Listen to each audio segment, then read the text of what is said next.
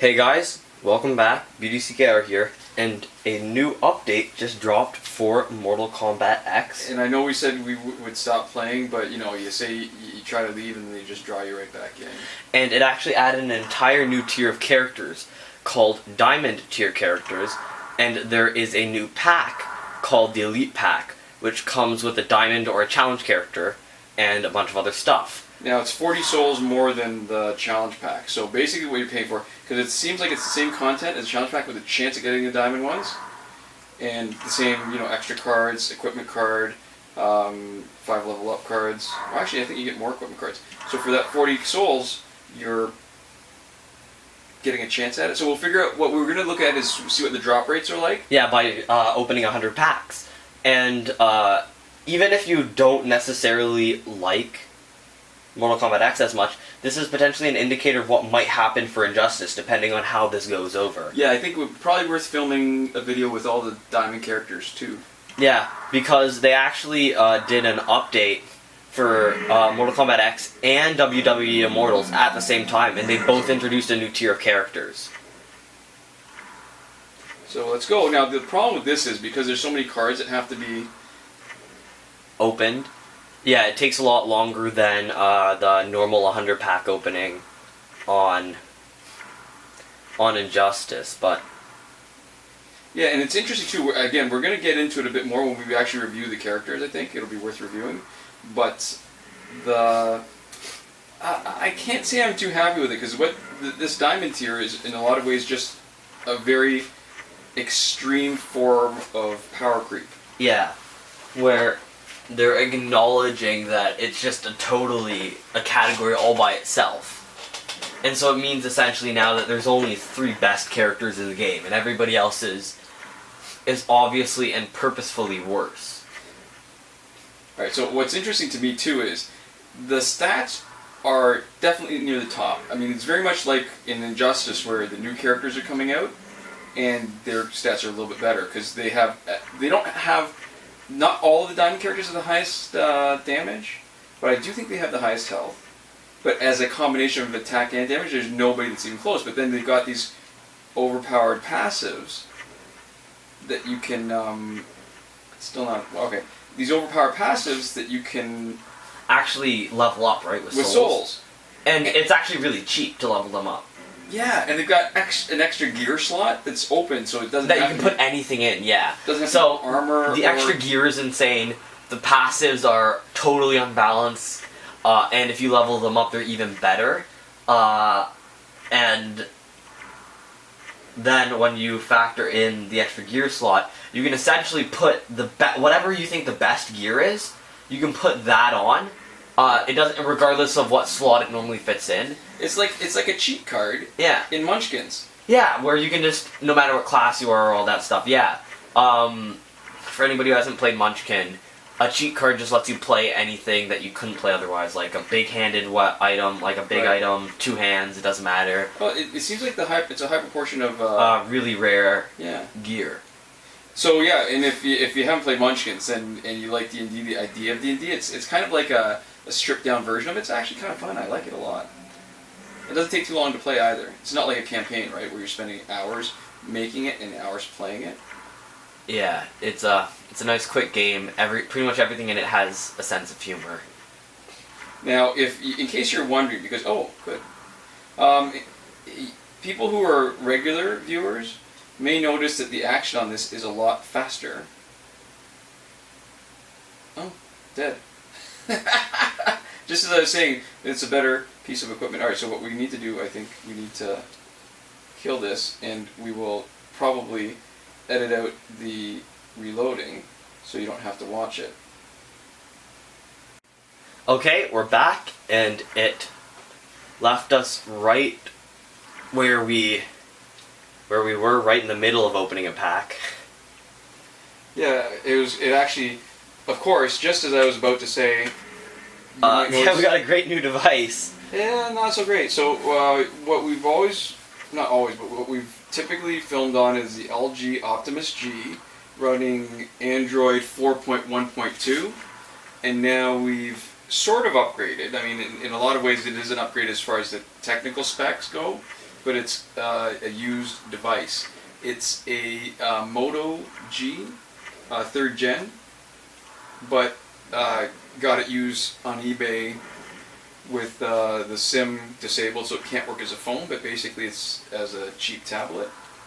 The funny thing is, for people who don't know, I still use a dumb phone. My cell phone is a dumb phone, totally great at making calls, not so great for thinking of it for itself. Yeah, so there's a couple of issues with this new device, though the specs are better. It appears to have a little bit different focus. Like, I know always when we connect it up, it gets rid of the very edge, but it seemed to get rid of a little bit more of the edge here than even our other phone normally does. Like, and actually, now that we're back, the gray bar is gone. Yeah, and what you were seeing before, the gray bar on the right side of the screen, that is because the home, back, and open apps buttons aren't actually physical. They're all digital. They're all part of the screen. Yeah. So they just get put on the bottom or side of the screen depending on the way it's oriented, right? And so that comes when you swipe it up, and it doesn't really go away. So it's an upgrade in specifications, but it's not going to necessarily be better, we're finding, for filming video. What's interesting, well, alright, so here's the other thing too. So somebody's going to be asking, actually, we should probably address some of the stuff that people are going to be asking in the comments so that we can ignore them now. One is, where'd you get all those souls? Somebody did it for us. Yeah, they set us up with a hacked account. I mean, part of the point is we're just figuring out what's the chance, what's that extra 40 souls worth as far as the chance at one of the new Diamond tier characters. And so far it seems like better gear and not that great a chance. I'm not convinced about better gear because the challenge packs say that they should be giving you an uncommon or rare gear too, right? I guess so. So good gear. I mean, we've been away from Mortal Kombat X for a while, so it's hard to really know and have been playing it properly.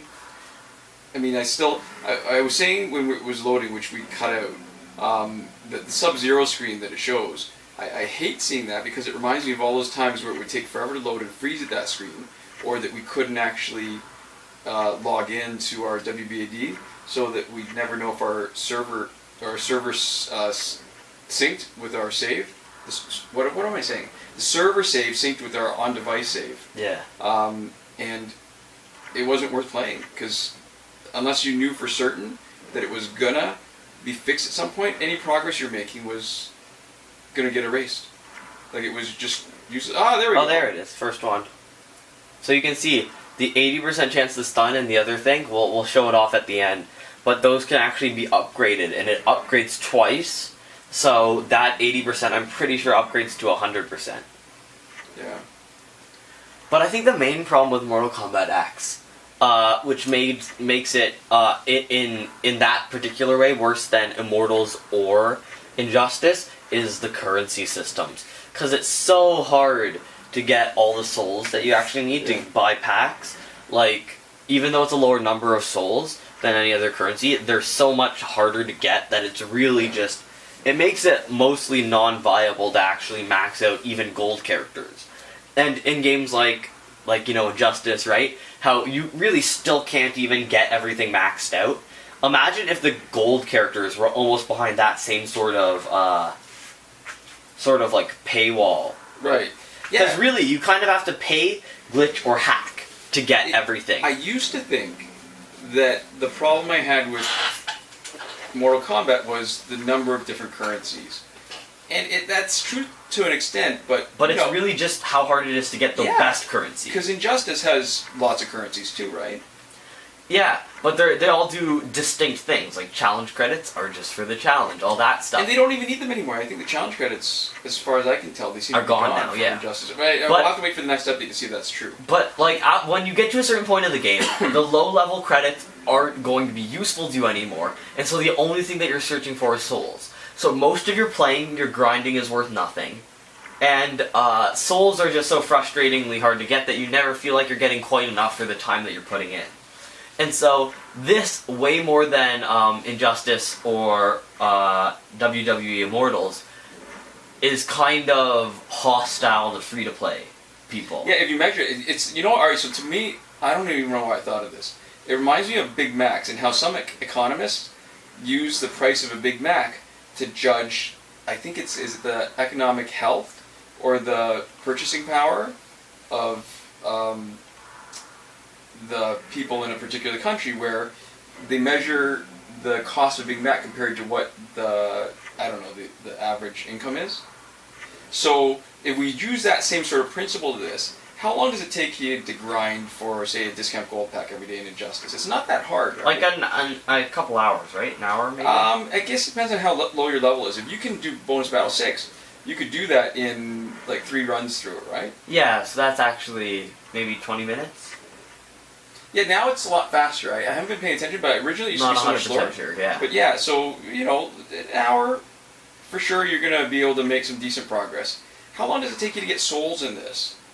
So much longer. Days. And there's a limit per day, too. So it essentially just totally kneecaps your progress. And this is going to be a really long video, so I think this might be an interesting time to actually mention it. I've been really watching and getting into a lot of Polygon.com's stuff. What's their Polygon.com? humor stuff. They're video game people. So they do their website does a lot of like just reviews and stuff, but their YouTube channel they do a lot of comedy stuff. Okay. And they do a podcast called 2 of them do a podcast called Cool Games Inc. Is that the one where they talk about peeing on the baby mattresses? Where they talk about tons of different things. They talk a lot about weird stuff. But like getting souls is kind of a frustrating paywall and time wall, where there's a limited amount per day almost you can do once you've gotten somewhere. They actually talked about using that to like their advantage, making a game that you can only play 1 minute a day. And at first that sounds frustrating, but the idea that they had for it was it would be this kind of big, sprawling RPG, like action RPG. For a minute? And what you would do is you'd play 1 minute every day, but you could play that minute over and over again as many times as you wanted. So essentially what it was is it would be a big bullet hell RPG where you'd be running around, trying not to get hit by a bunch of enemies, right, smacking everybody, and you try to get it as effective as you could by playing that 1 minute over and over again, and then submitting it when you felt like you had done it perfectly. Oh, okay, because that's not bad, because that's how you can play some games anyways, right? Like yeah, you can play for half an hour a day. Right. You could just only play that 1 minute over and over again. So, I don't know if you know, like, for a lot of retro games it tends to be, there are speedrunning communities, which try to beat the game as fast as possible. Sure, I used to play GoldenEye. Yeah, and you beat everything, yeah. And I got all this, there's a bunch of speedruns too, right? Like every third one was a speedrun, and they had different tasks that you're supposed to do. Yeah, so, basically what that's doing is making, like, everybody into a speedrunner, because you play that minute until you feel like you've done it really fast, and then when you submit it, that's it. That's cool. I like that. And I really, really like that kind of idea. So that's applying it to something that makes it feel cool and interesting. And then they could say, like, at the end of every month, all of them would be played back for you in a row. So you could see yourself, like, speedrun through an area. And it's like putting together the clips of a movie. Yeah, and then also they said stuff like, people who are really good at the game, and who started playing right when it came out, would actually be further than anybody else playing it. Right, because they would... Yeah. And you'd literally be a forerunner in the world, because there's actually a cap to the amount of time you can play. It's not like once it's a 20-hour game, 24 hours after it comes out, one person's already beaten it. So you've got the head start as long as you keep on playing every day. Yeah, and you get the head start because you're faster at it than everyone else, not because they have more time than you, necessarily. Right. And, so I guess that's just an illustration of how, like, even though that game doesn't exist, these are, like, 2 guys doing a humor podcast, right? And they actually end up discarding that idea because it's not funny enough. Because they're not actually making the game, they're just talking about what it would look like based off of a suggestion, right? Right. So that's a really cool and innovative way that limiting the amount of stuff that you get per day can actually be central to a game, and it can limit you, like, really, really heavily, and it can still not feel like a punishment. But the problem is, it almost feels like a punishment to anybody who's not willing to play in a game like Mortal Kombat X, right? Yeah, I totally see that point. But, well, here's the thing too, right? I don't think you can separate the different parts of the game. Because there's a part where you're talking about playing and you're fighting. And that's the one we focus on now with Injustice, for example, right? because we've got the stuff, and it's actually a lot of fun to figure out what strategies. But you can't ignore the fact that a big part of all these games, is Immortals, grinding. Yeah, it's grinding. It's collecting stuff. For sure, yeah. It's the whole gotta catch 'em all mentality, right? And I don't think that's the fun part of the game either. It can be cathartic, it can be satisfying, but I don't think that many people think it's fun. Yeah. But only if you make progress. So the reason why it works, I think, in Injustice is the grinding is not the game.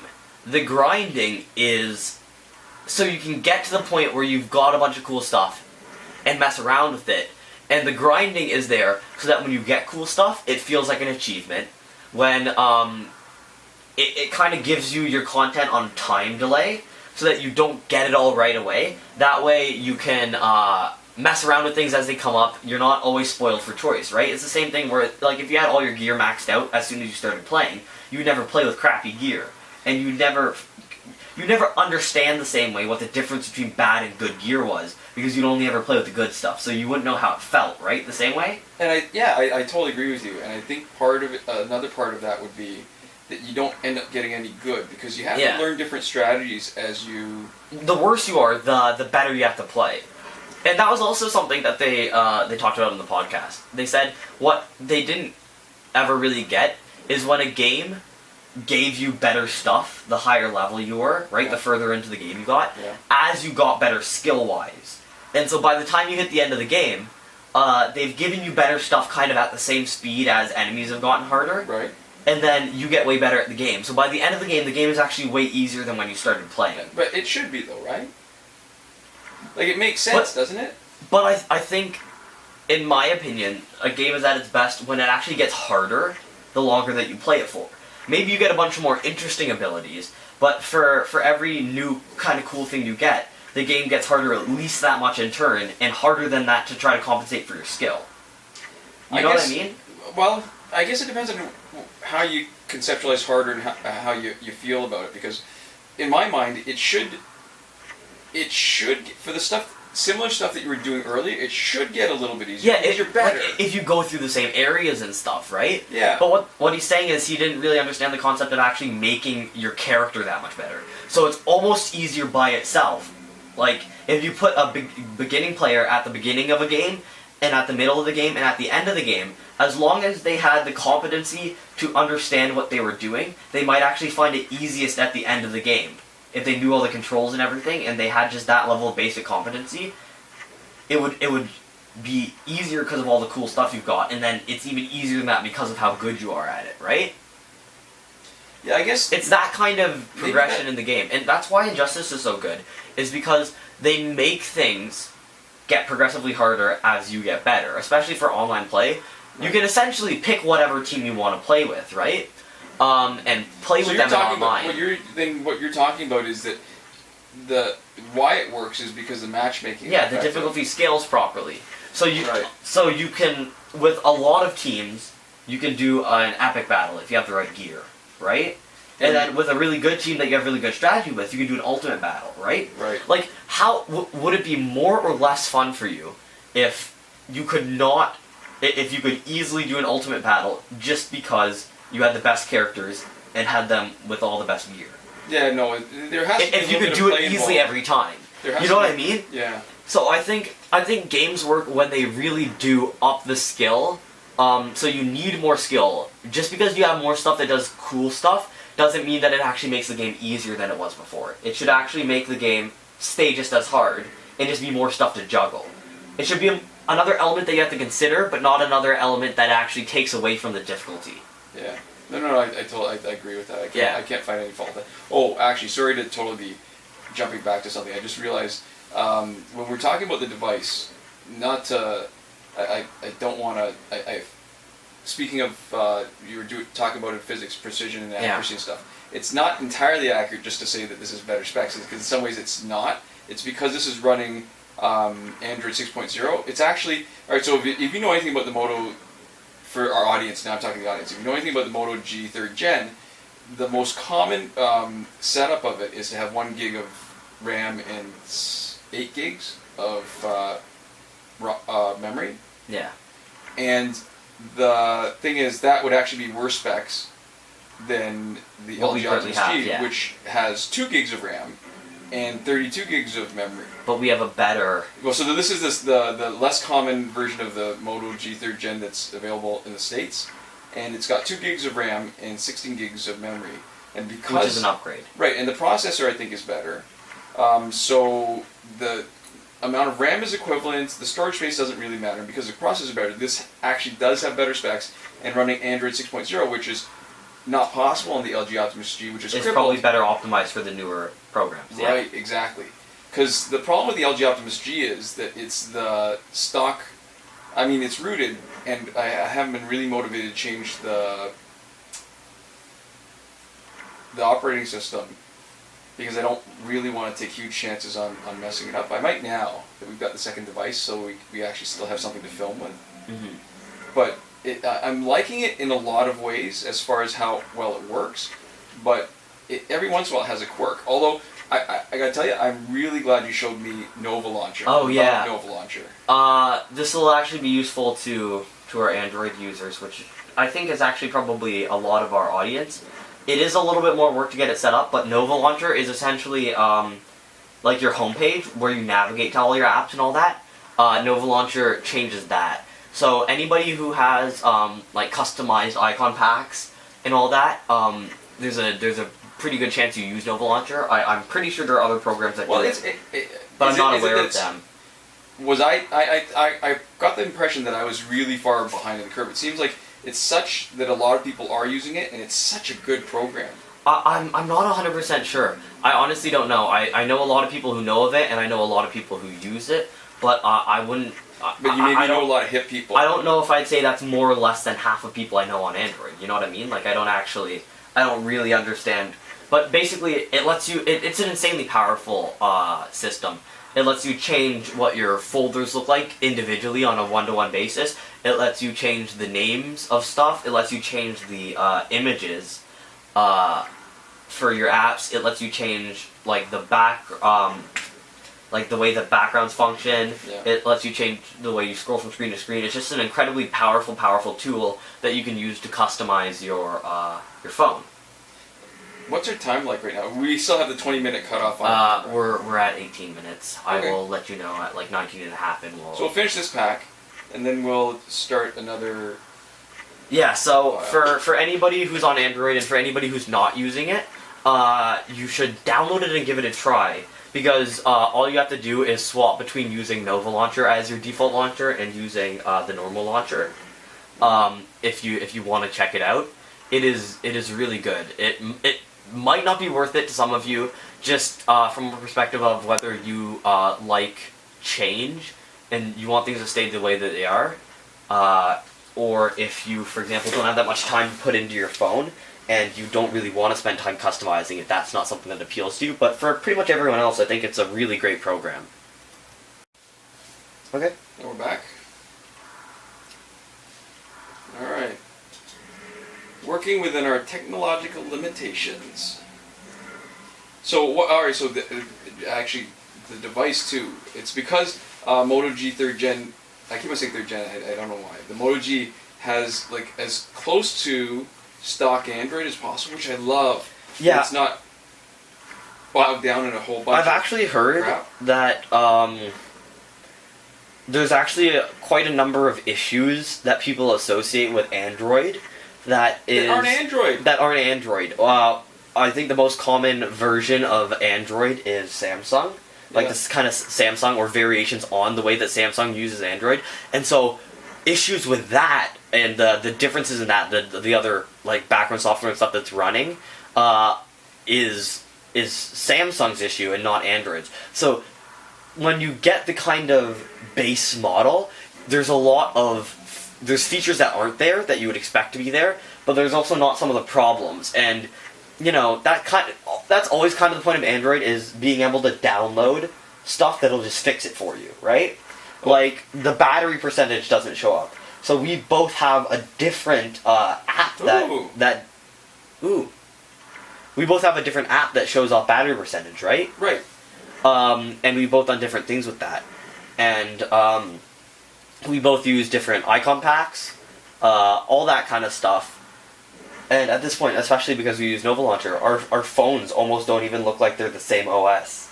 Yeah. Like yours, you've gone for a bunch of clean black and white, or black and clear. I guess I could stick that at the end if we're done. If there's anybody who's still watching at the end, I can show you what my home screen. Well, I actually showed for a moment when it that's right, when it crashed. Yeah, so you got a lot of black and clear icons, and like PNGs that you've just found online. I use an icon pack that has really strong iconography where it's black, and it's like 3D, the way that 3D text is, where it's like the background layer shifted slightly. Oh, so it's like shadow, you mean? Down into the left, so it looks like a shadow, but it's different colors. Right. And for a lot of apps like Chrome, it's the shape of the Chrome logo in black, and then the shadow is actually the colors of the Chrome logo, but it's only around the edge. And I also have a bunch of apps that are just me making silly faces, and I've set that to the actual app image. All right, so people who are watching this probably want to get a little bit more about the Mortal Kombat, I guess. But can you tell? Look, how many have we gotten? One diamond tier character? We've been through a third of the money, so we've gone through more than 30-something packs. Yeah. I guess how good or bad the diamond tier characters are for the game as a whole, not just like by themselves to play them, because they're good to play, obviously. Yeah, we probably could do a play video. But how good they are for the game has probably a lot to do with how you get them and how easy it is. Because if you can only get them this way, especially for any extended period of time, they're not really useful to anybody.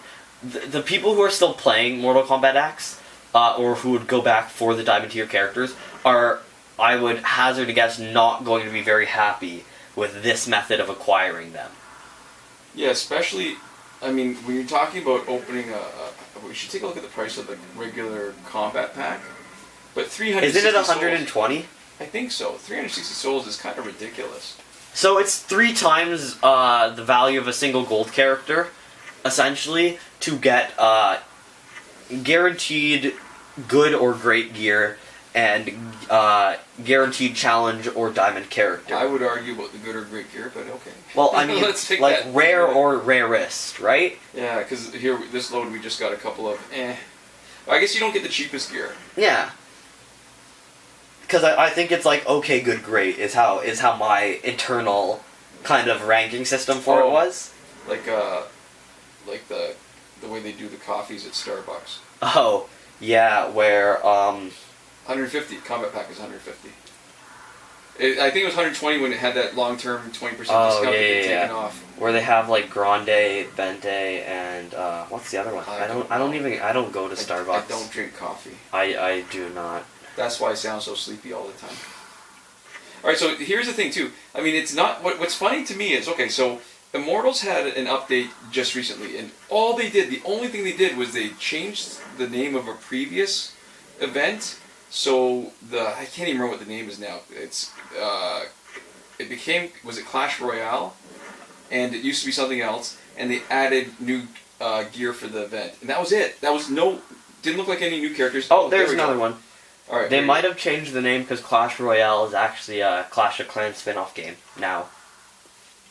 That might be it. Okay, so that's it. And in this, what they've done is right after adding 2 new characters that you can only buy with blood rubies that were, better. They were better in a lot of ways. So there's that power creep there, but they're harder to get. They've added 3 more new characters at another even higher level that are almost impossible to get. So I guess again, you can't get this amount of souls without hacking.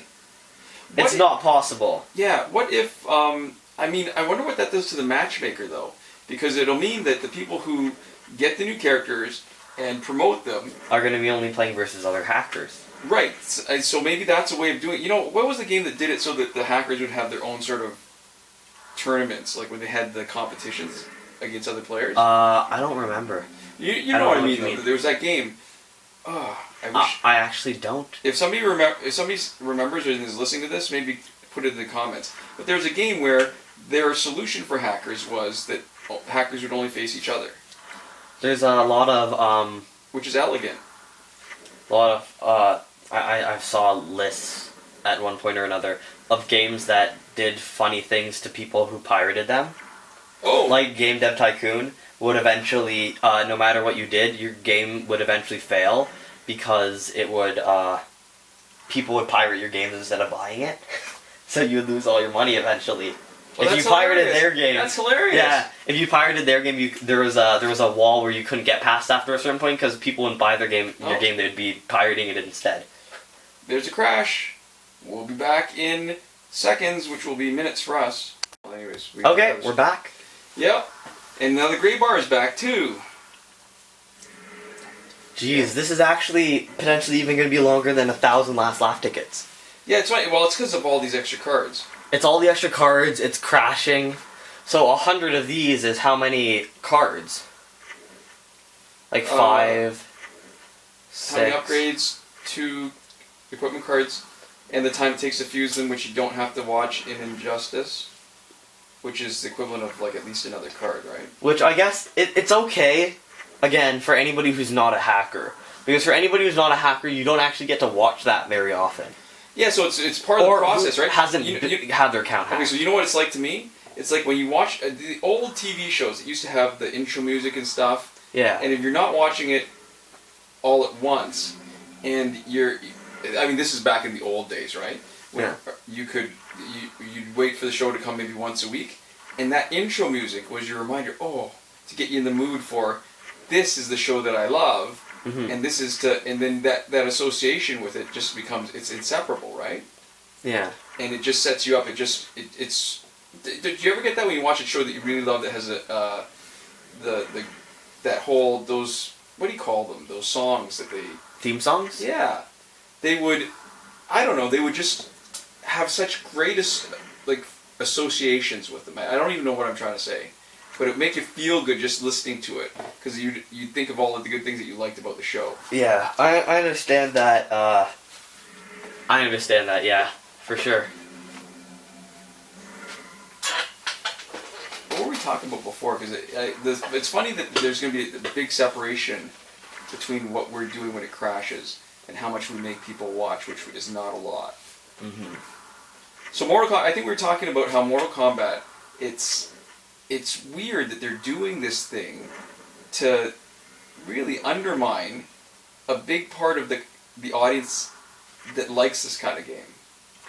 Yeah, and I think it probably actually does have a lot to do with getting people to pay money for it.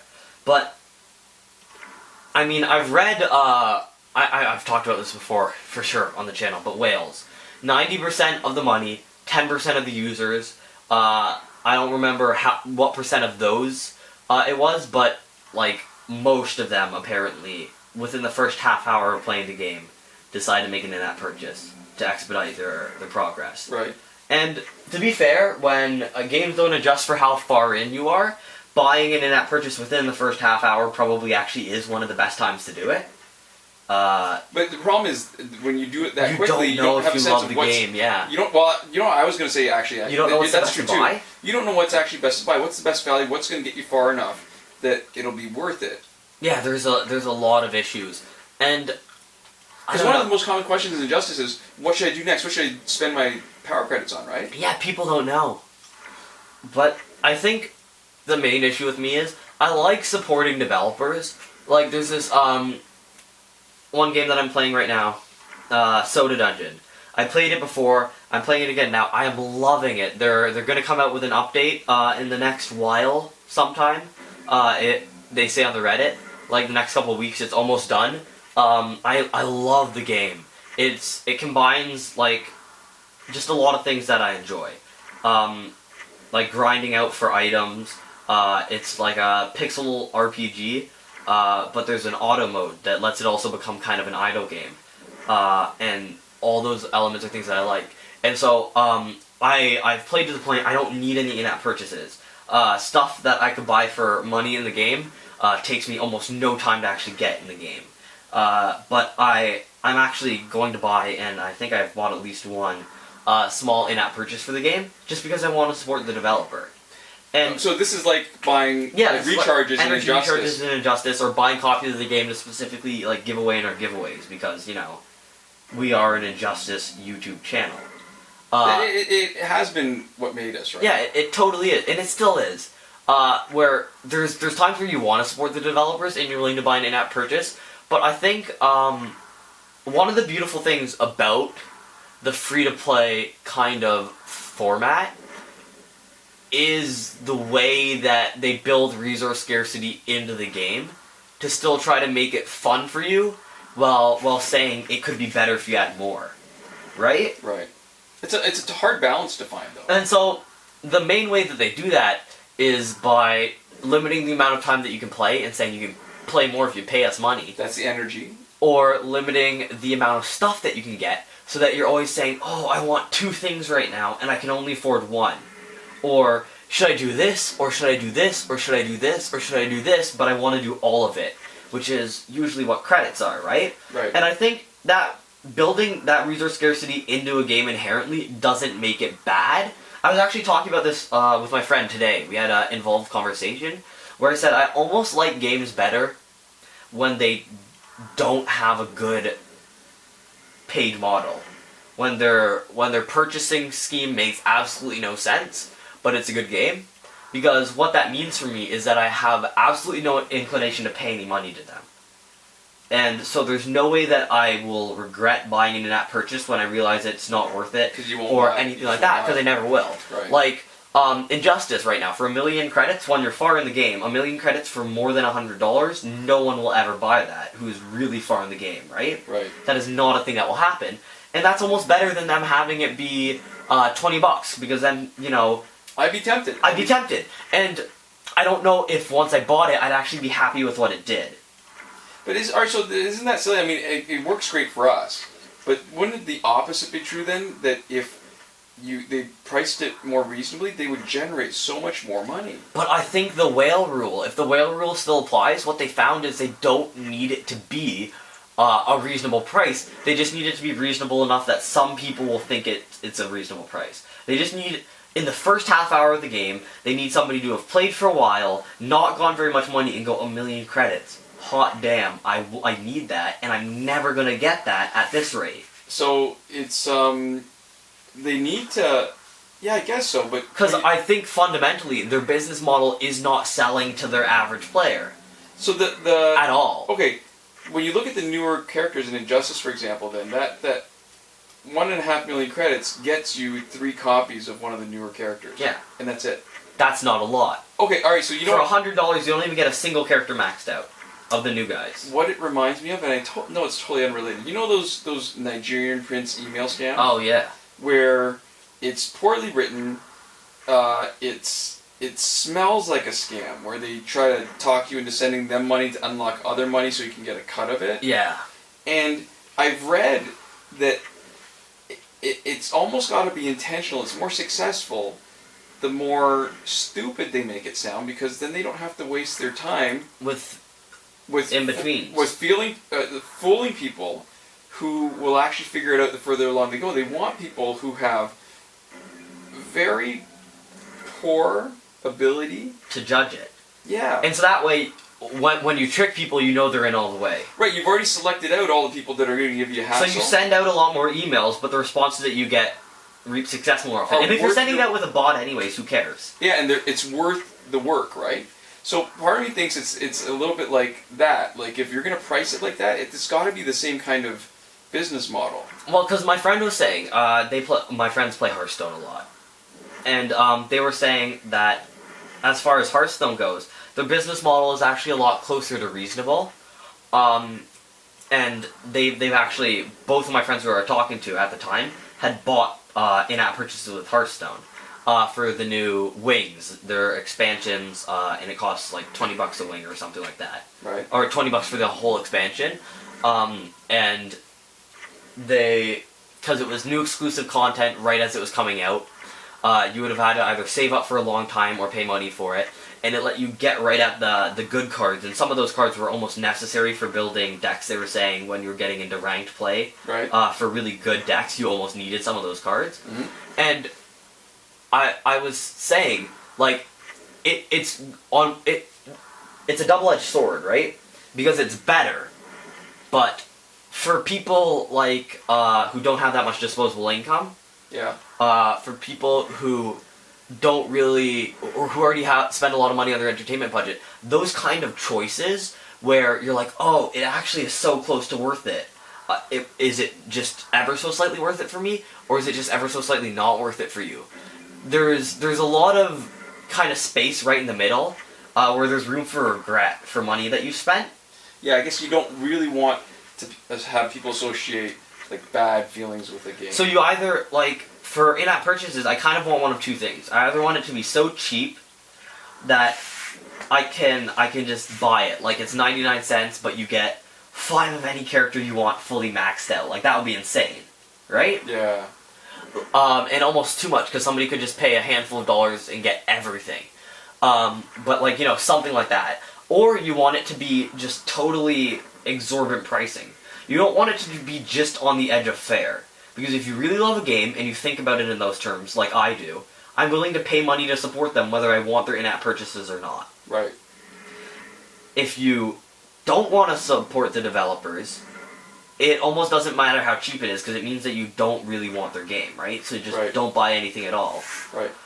But that's got to be a relatively small number of people that are playing regularly, right? And if you want in-app purchases, you want them to either be so expensive so that there's no temptation to buy them, and there's no question. You don't feel like you don't regret anything. But then you've got to at least have an option then for something cheaper that even if you don't want it, it's your way to throwing a few bucks, right? I mean, even better would be maybe like a direct PayPal link. Because people don't do things that exorbitant price-wise.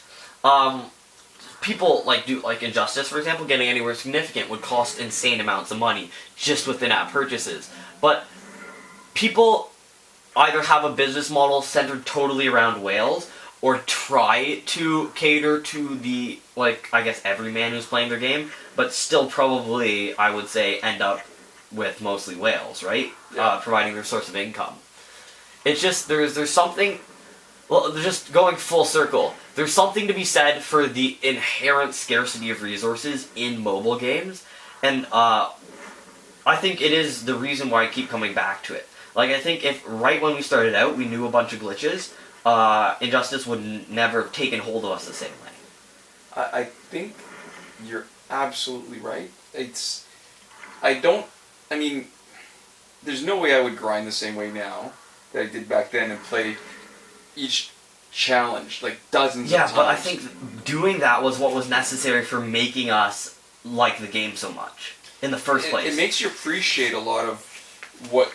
Well, it appreciates the game. It makes you appreciate what the glitches get. It makes you appreciate everything that you get in the game, too. It makes you appreciate your progress and make it satisfying, especially in bite-sized chunks, which is a lot of what the mobile game market is doing, right? It's taking gaming and it's applying it to really people who maybe couldn't play games because they don't have the time, they don't have the focus for long periods of time, just in these kind of worlds, for a whole host of reasons.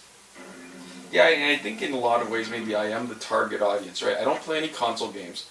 I don't even really play much in the way of computer games either. Yeah. And you're right. I think you've hit it. It's the convenience of it, playing little bite-sized chunks. No, I think you've just that's exactly right. And I was actually seeing. I was watching a video, Extra Credits.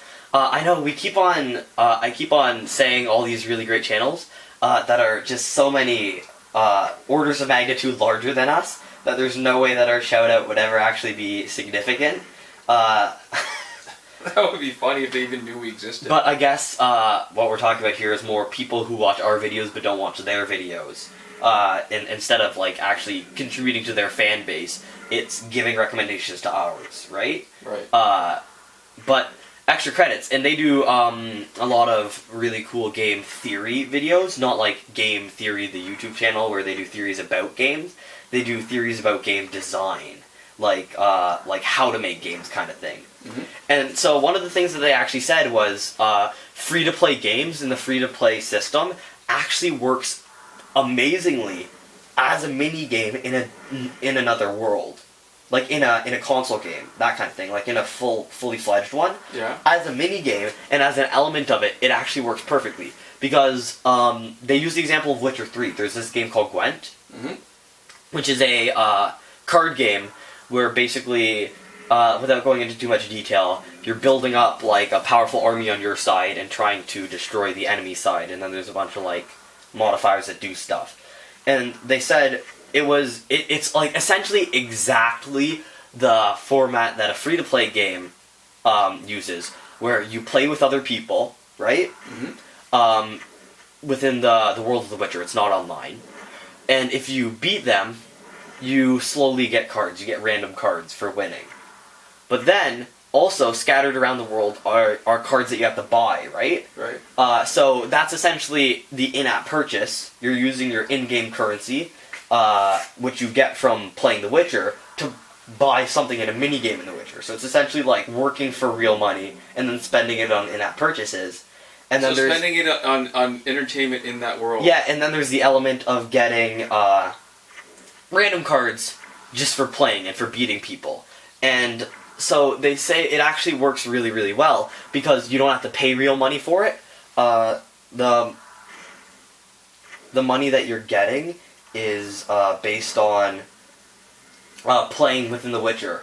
And so it's experiencing that world, exploring, doing things that you would find fun, things that you'd want to do anyways, instead of the drudgery of doing your job for it, right? So can you imagine a video game where it was actually just doing a job and spending like real time, like hours doing it? Yeah. So without all the, it's because in a lot of ways that kind of play, it takes all the highlights of it, right? Like it's all the best parts of a fantasy world. They make a world that you'd want to live in more than this one, or at least you want to experience in some facets more than this one, and then they let you do cool stuff in it, and that's what a lot of video games are. Yeah. What's your time like on this video? We've got another 3.5 minutes before 20. Yeah. So we'll finish the 2 packs. But so you enjoy collecting the money, and then you essentially have this paywall where to get decks better than a certain part, like a certain amount, you do need to pay in-game currency, right? Well, which is... It's crashed. This is the perfect time to switch over. So hold that thought. In-game currency? Yeah, which is the equivalent of real money in this kind of metaphor. But... And we're back, and the gray bar isn't. So, yeah, like I was saying, it's, the key difference is really that you're spending your in-game money instead of real-world money. But it essentially... It's very much the same thing. Other than that, it has all other elements of a free-to-play game. You have to spend time doing something completely separate from the game itself, in this case Gwent, right? Mm-hmm. You're spending time completely separate to that, not even participating in it at all, to make the money that you have to buy stuff with. It's like the Pokemon Casino game. Yeah, and the game of Gwent, or, mobile games, free-to-play games, are both things that are totally separate from where you're making the currency, right? When you're playing The Witcher 3, you're not making your money playing Gwent. You're spending your money on Gwent, and you can, bet money on the games, but that's aside from the point. Crashed already. Oh, crap. Hold on. That thought, Gwent. Okay, we're back again. Hopefully no more crashes. But, yeah, like I was saying, Gwent, just like in real-life mobile games, there are other things that you could spend the money on instead. You don't have to choose to shell out money for Gwent, and you can also play it without shelling out money for it, just like in-app purchases. But where it fundamentally works is the fact that you don't need to pay real money. There's not that kind of frustration, and because earning real money often isn't that fun. It's a little bit of a... It's not fun in real life. Yeah, it's not fun in real life. I mean, this YouTube channel is the exception to that rule. But it's not fun in real life. But so if you put it into a context where it's separated from an actual real cost to you, other than time that you willingly put into something, and you get the full experience of being able to get kind of like in-app purchases without actually having to pay for in-app purchases, right? The same way, it makes it really fun. And it can be a totally separate experience to the original Witcher game, which lets you kind of take a break from everything that's happening. It gives you a wider and richer host of experiences in it. And I think what that shows, at least, is that there's actually something compelling about the free-to-play model. Is the camera in focus? That just occurred to me.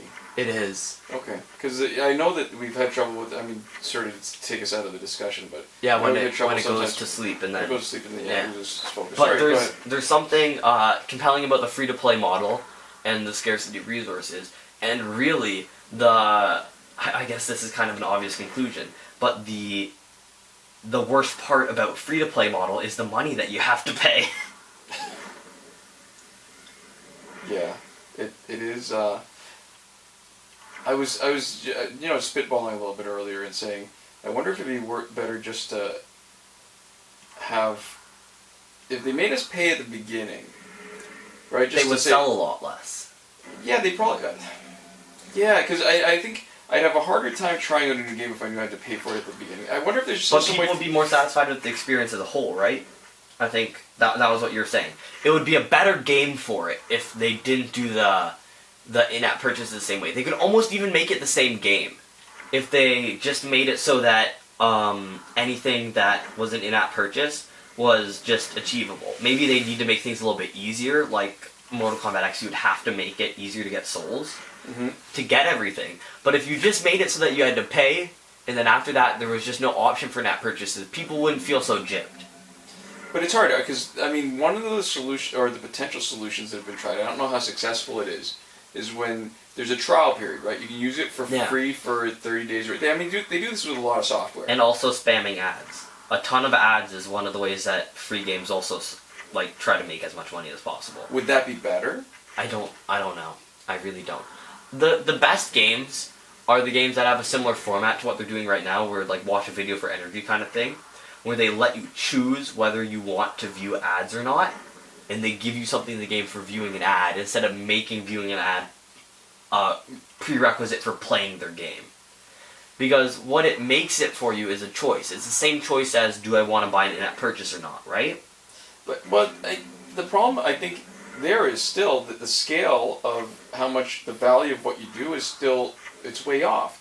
The amount of power credits you get for, say, an Injustice for watching video, you could grind for more power credits than that in the time it takes you to watch the video. I mean, maybe I'm exaggerating a little bit, right? But I guess so.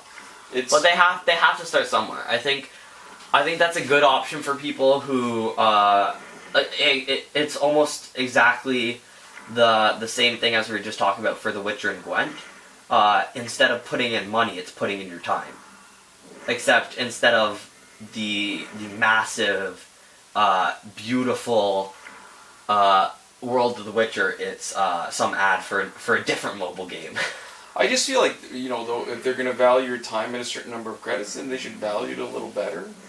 But I think that's still so people will buy it. Because remember, we kind of have that unique perspective as YouTubers to know that the ads don't really give you very much money at all. The ads are worth very little to them.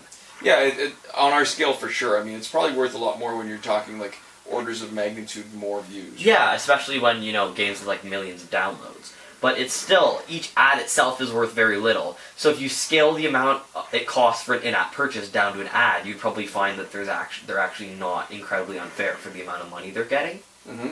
The main issue is, because their in-app purchases are just way too expensive, it means that their ad views are just way too cheap as far as the rewards you get. It's priced poorly. Yeah, it's the same thing.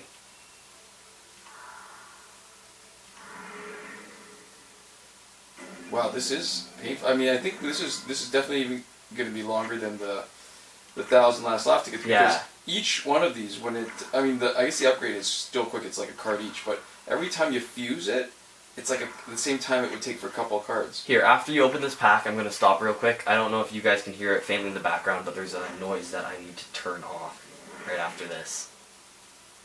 Oh, I hear it. Yeah. So I will fix that noise really quickly after this. Whether you guys can hear it or not, it would have buzzed at us for the rest of the video, which is still going to be a very long time. We've been filming this for at least an hour at this point. I'm back, but so is the great part. So yeah, this is actually probably going to be one of our longest videos as far as personal time commitment goes. Yeah, for all the crashes, right? Like, yeah. That's the stuff that's edited out. It just adds so much more time. So I don't even know how long the video is going to be now. I don't even have an idea of it. because that's totally separate from our perception of the passage of time. Oh, so this is like relativity. Yeah, except not. Yeah, well, no, this the is whole thing this is YouTube relativity. Like when this is like you'll notice it in TV shows, and when I mention it, depending on the kind of person you are, and if you're the kind of person who watches this much of a pack opening YouTube video for a mobile game, then chances are you will be more similar to us and how we feel. You notice it a lot for YouTubers and TV shows, the number of jump cuts that they do for different perspectives, especially for YouTubers. I know the Vlogbrothers talk about somebody, I forget who is a big inspiration to a lot of the current like vlogging YouTubers. Yeah. Who kind of set the format. Like, who are you talking about? I don't remember his name. Watch all the Vlogbrothers videos anyways, they're really good, and you'll catch a mention somewhere. But one of the things that he did was he almost broke up every sentence kind of thing. Like they break up, you'll notice a lot, they'll say something, they'll have like a thought or even like half a thought, and then in their pause they'll actually cut. So it's their pauses whenever they say or anything like that, that kind of thing is all cut out of the mix, and all you're hearing is their thought to thought to thought. And even if their video only takes 5 minutes extra to film, they're editing it in each place and keeping it concise. It's hard to tell if that's the kind of thing where they might be moving their heads even a little bit just subtly. Like, it might happen naturally, but it also might be something that they're purposely doing so that it makes the video look like just really, like the kind of the cuts to the subtly different positions and all that. It looks really smooth, and it's what we're used to for vloggers. And for people who just sit there and talk to the camera. Oh, finally! There we go, another one. Alright, so far we've gotten 3. And we spent more than 2/3 of our, holy crap, 36,000 souls. Yeah, so these guys are not getting max deleted. How long would it take you to get 360,000 souls? Forever. Oh, you know what that makes you think of? It made me think of Sandlot. Oh, forever. That one? Yes. Yeah, like the scary story he's telling. Man, we're all over. This is gonna be another one of those videos. Since we're all over, I love that game, One Night, the Ultimate Werewolf. Oh, One Night Ultimate Werewolf. Okay. It is such a good game. It's basically, if you guys know, I'm one of the few people I know to actually play this game. I always say, you know the game Mafia? And everybody always says, no, I don't know that game at all. Whenever I start explaining it. People are more likely to know the game One Night than they are to know the game Mafia. I'm not sure. I don't think so. Because, like, summer camp kind of thing. Everybody plays Mafia at one point or another, but apparently not. So anyways, it's a kind of espionage game, and that, again, paints it in a light that it's not exactly. It's a deduction game. Everybody's trying to figure out who the werewolves are, and the werewolves are trying to, as skillfully as possible, hide the fact that they're werewolves, while ostensibly trying to help everybody figure out who the werewolf is. So different teams, one team wants to get rid of the werewolves, and the werewolves want to not get rid of themselves. Right, they want to stay alive.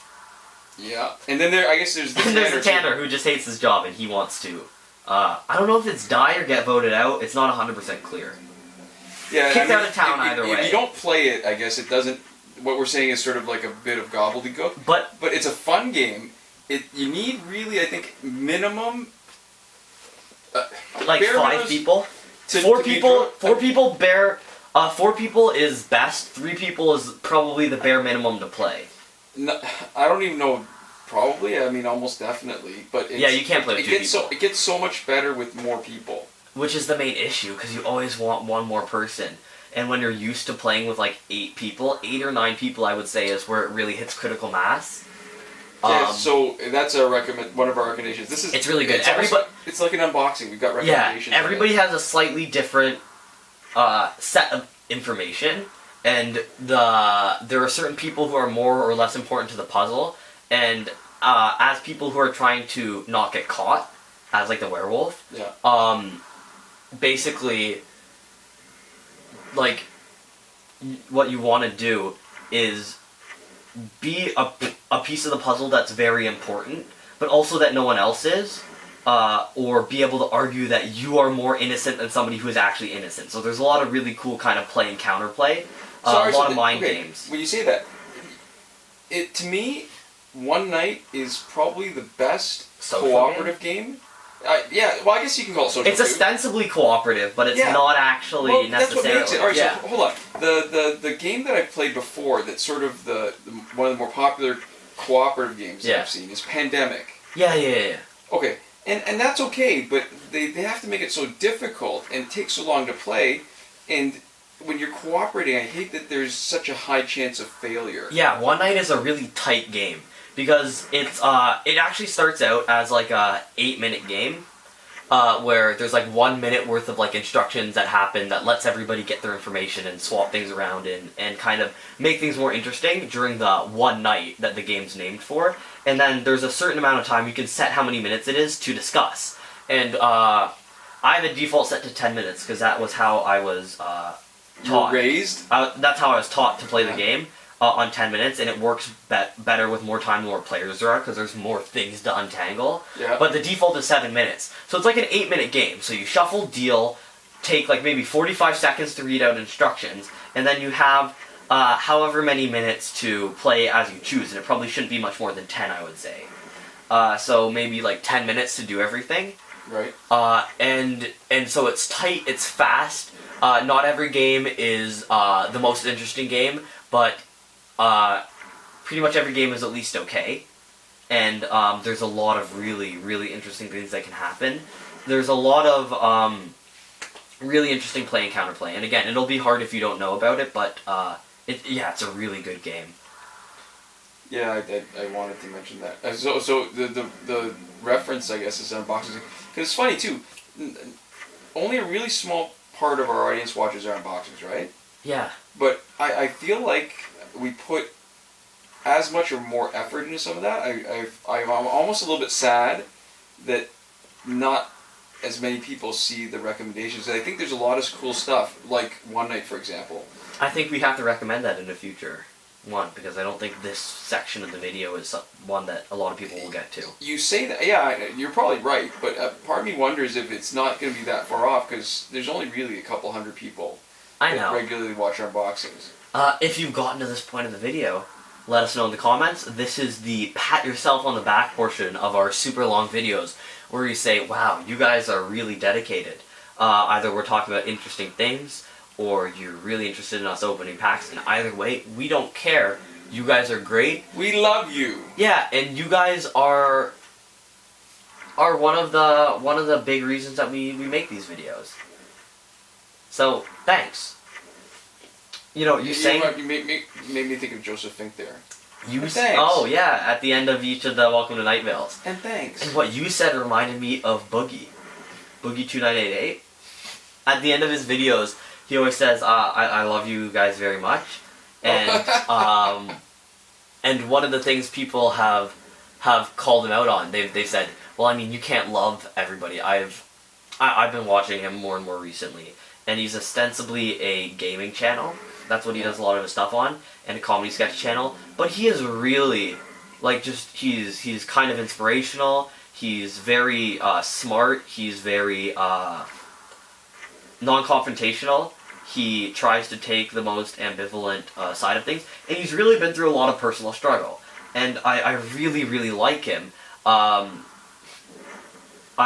haven't experienced life anywhere nearly as painfully as he has. Like, he's as really traumatic? As traumatically. He's gone through so much, but it's really interesting to hear him talk.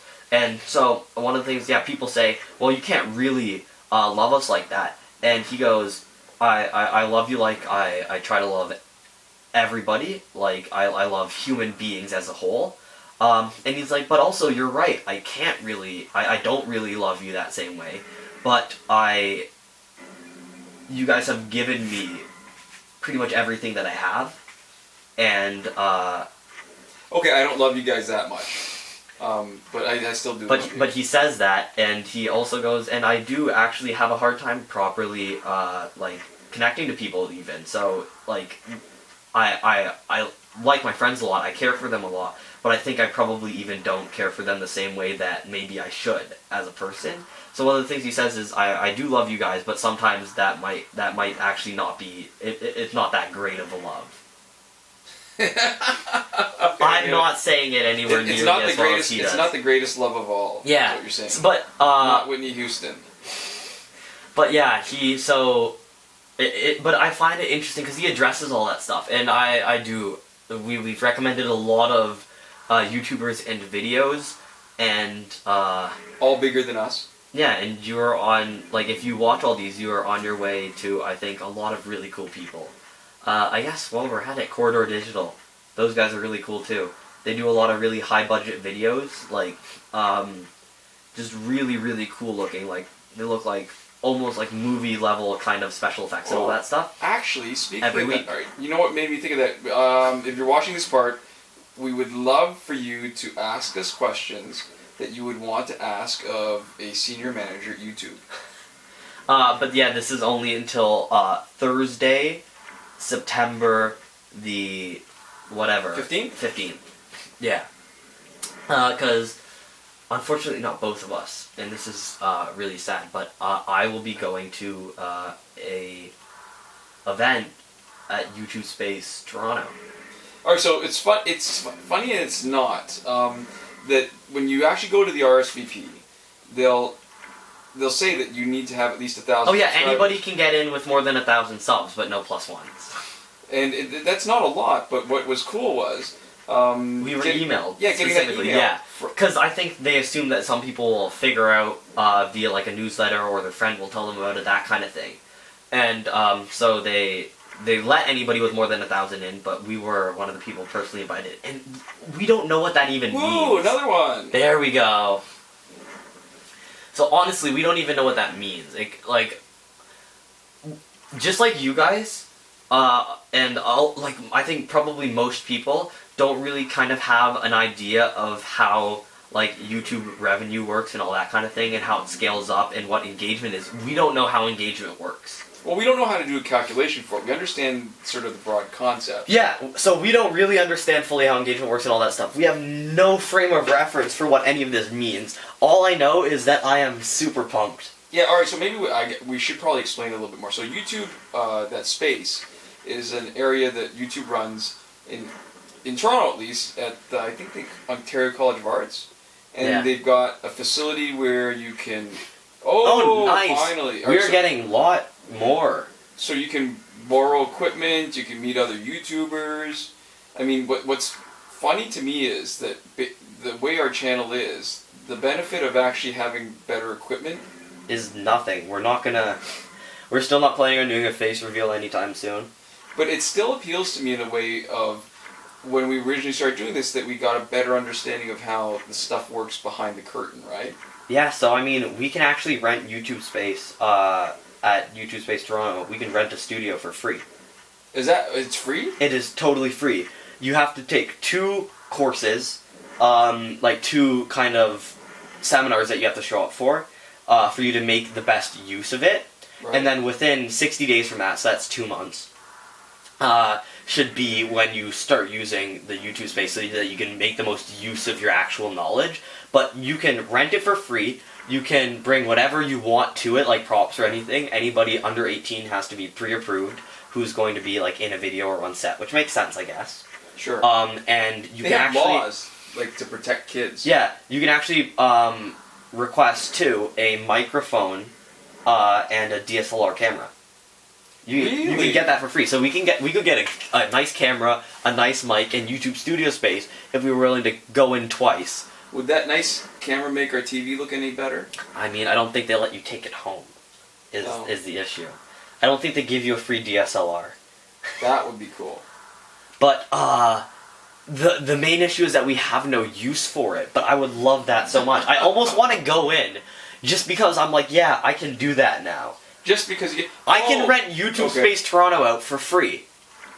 Alright, so that is almost exactly the same feeling that I had when I turned 16. Back when the Red Cross was running the blood donation instead of the Canadian Blood Services. After that, and you're like, I can donate blood now. I can donate blood now. Just because you can. Just because I can. And I thought that was just so cool. So you're like, I'm just gonna do it. And I did. Well, and I mean, that's also good. That's a good thing to be excited about. And I did it. They set a limit. I can't. Again, at this point, clearly I did not keep up. And you donated the limit of blood. I donated the limit. Like, there's a cutoff. Like, I think they. And you can't remember how much it was now because you passed out. It's every 3 or 4 months. Yeah. They wouldn't let you donate too soon between one time and the next.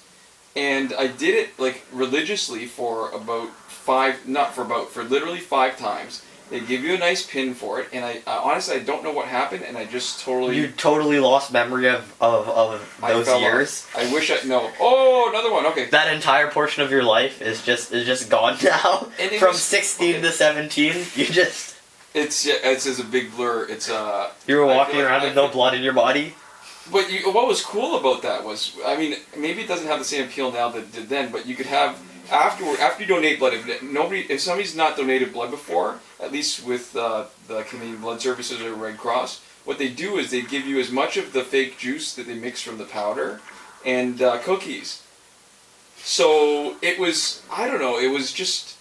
It was like a reward. It was like a prize for being a good citizen. You're doing something good. I mean, seriously, too. Like, if you have donated blood, it's always important. I know there's always a big blood donation drive whenever a tragedy happens, but it's good because blood is needed all the time. But everybody needs blood in their bodies all the time. That's right. But, people have accidents. Yeah. And they need donation. So you're doing something good, but then at the same time, you're getting this cool stuff. And sometimes when you go to, I don't know if they still do this, but sometimes when they have a special one where they were promoting, because they have regular clinics that aren't a big deal. But then every once in a while, so for example, the Blue Jays would have a clinic or something. And you get like a Blue Jays merch? There would be stuff. Honestly, I can't remember. That's really cool. But yeah, it would just be... So it's not technically free because you're losing blood from your body, but it's not money. There's no monetary costs. I know that in the United States there are places where you can sell your blood. And I think Canada went in a different direction because they didn't want people to have the conflict of interest where they would want money and then they would be motivated to donate blood that shouldn't have been donated. Yeah. That makes sense. And that was part of the screen cap from Watch Dogs where somebody... the interesting fact about them when you're hacking into their phone is that they have HIV/AIDS positive, and their profession is blood donor. Oh, that was actually a screenshot in the game. Oh, that's bad. There's also somebody named Bruce Wayne, I think, who has a ton of money, and who's a philanthropist, walking around in the original Watch Dogs. They should call him Wayne Bruce so they won't have any trouble with copyright. I don't know if it was exactly Bruce Wayne. I don't quote me on that. Anyways, we'll cut off between this and the next pack just really quick. Okay, there we go. Alright, working within our technological limitations. Alright, so the fact that we've had to cut out so many times tells me this is going to be our longest video ever. I think so, but also crashing too. So we're about 90% of the way through. Yeah. We've had, I think, 5 copies. So we have not quite spent 2 hours on this yet, but we have spent a very long time on this. Yeah, so I think drop rate about 5%. And we've gone a lot of places. I think the issue is a lot of the YouTube channels that we've suggested are just too good. People will go to them and look, oh wow, BDC Care Gaming isn't that great, are they? And they just won't come back. I don't think they need to see other videos to know that. I mean, this is the thing too. Like, people know that there's better stuff. People turn on the TV and they're like, wow, people are doing things that took a lot of editing and stuff, and somebody had to do a lot of scripting for that, and there was a whole team of people doing stuff. But then there's also other people on YouTube where it's like one guy, and it's like, well, I mean, PDC Care Gaming is 2 guys, so why don't they have double the good stuff? Double the goodness? Alright, so what's funny is, I guess, there's lots of stuff funny actually, but that this stuff, as much as we might be complaining about how long this is going, and I'm not really complaining, but if you think about what it would take if we were to film it properly and, say, script everything and do more than one take, oh man, edit it and clean it up properly, never mind the time it takes to film, which is what we're talking about, but the editing time is actually more than the filming time, because you almost have to watch through the video. You have to watch through like one section of the video multiple times to get the right edits, to cut it in the right spot. If you're doing transition, depending on what you're doing, how you're cutting it, what you're doing, if you're cleaning up audio, that kind of thing. All of that. Yeah, because the hardest part for me for the weekly update and Q&A videos is actually going through it and watching it again. I mean, not that that's not painful enough by itself, but to does figure my out the voice spot sound for the like caption. that? Yeah, no kidding, right? To put the captions in of all the people and stuff, and that actually takes a lot of work, which is why I avoid doing that most of the time. Yeah, you can go back years back. You can hear my voice, and it does not sound like my voice. And there was one or two people way back. There was not very much negativity about this, but people were like, "Man, that kid's voice is high. It's kind of annoying." I agree with those people now. I feel where they're coming from. Yeah, I think. I mean, they still shouldn't say it, but that's true. But I understand them. That is, we've done a lot of recommended watching. That is on your not recommended watching. Do not watch those old videos. Yeah, I'm of two minds too. Well, unless you like the content. Watch all of our videos, actually. Like, subscribe, and comment. Subscribe on all of our videos every time a new video comes out. Watch our unboxing videos. Every time a new video comes out, you should make a new account so you can subscribe to us. I'm sort of torn about some of those early things, right? Where there's not a lot of value as far as content, like informational value. But I think they're good there just to have. Like, is it like going back and looking at old class pictures and maybe like little things that you used to do in pictures and stuff like that, kind of nostalgia? Okay.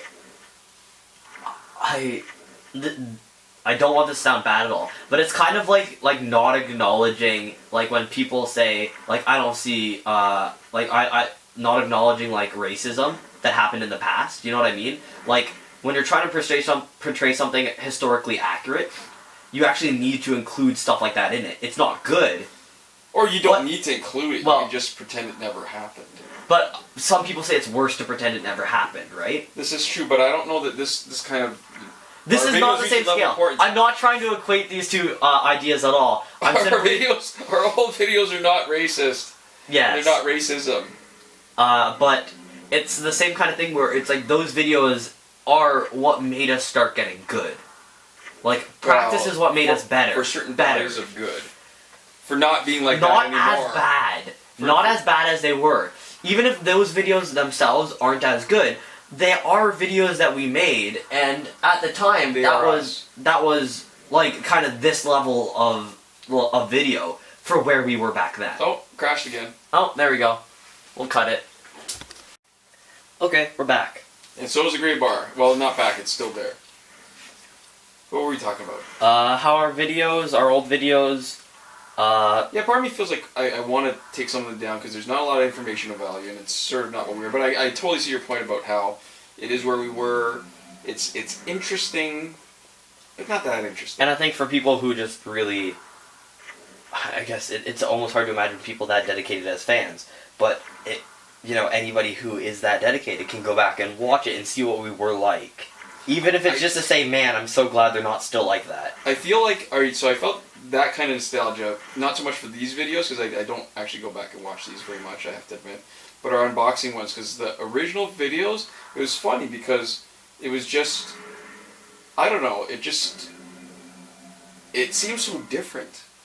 Like, there was one comment I remember reading where it's funny, he was saying it was funny how it sounds like I'm almost disappointed at the end. And it is, because it seems like we come to the end of it, and I guess maybe that was why it was kind of cool that we started, transitioning from Miracle Man back into Michael Moran every time at the end of our videos, right? Yeah. And we're almost at the end, we're really close. There's, what, 1, 2, 3, 4? 4 left. There's 4 more crates left. So at this point it looks like we've had, I think, we can look back at the collection, right? Because we only had the 3 bronzes and 1 silver. And that was from the tuition, like the game tuition, not tuition, tutorial. Oh my god. Tuition. I've been at this way too long. The tutorial where you have to get 3 bronze characters and 1 silver. Yeah.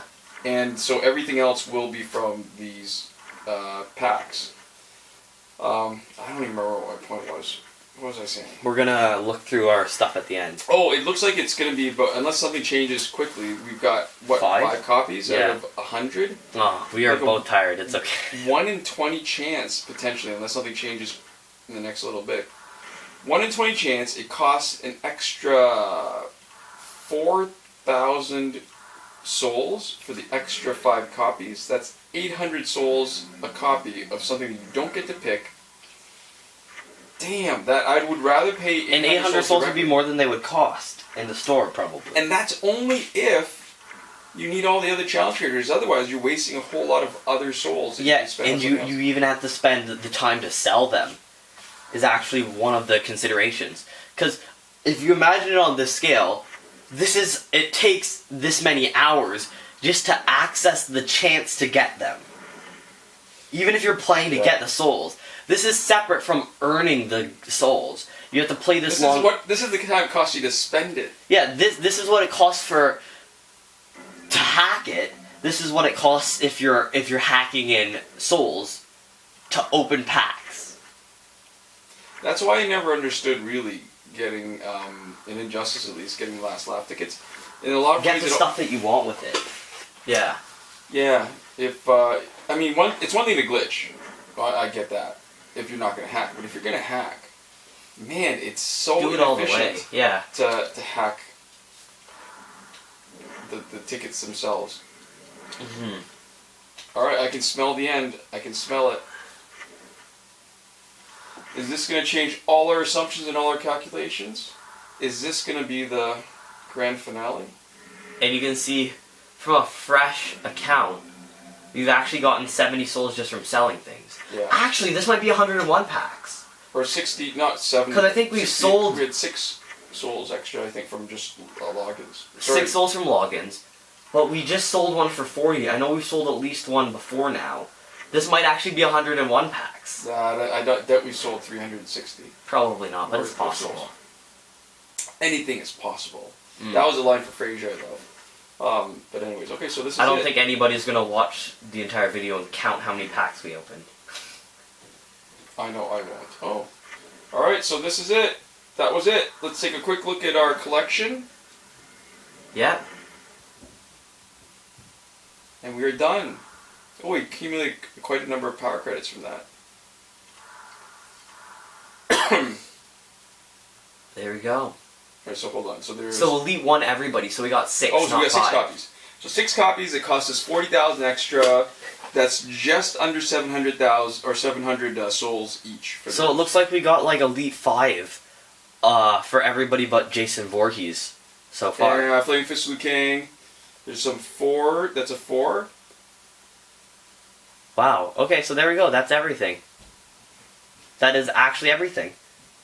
I guess we're not going to film anything else today. Thank you for watching. Yeah, thanks for watching. We'll see you guys next time. Thanks for sticking with us. If you stuck with us through the whole thing, great job. Komoda.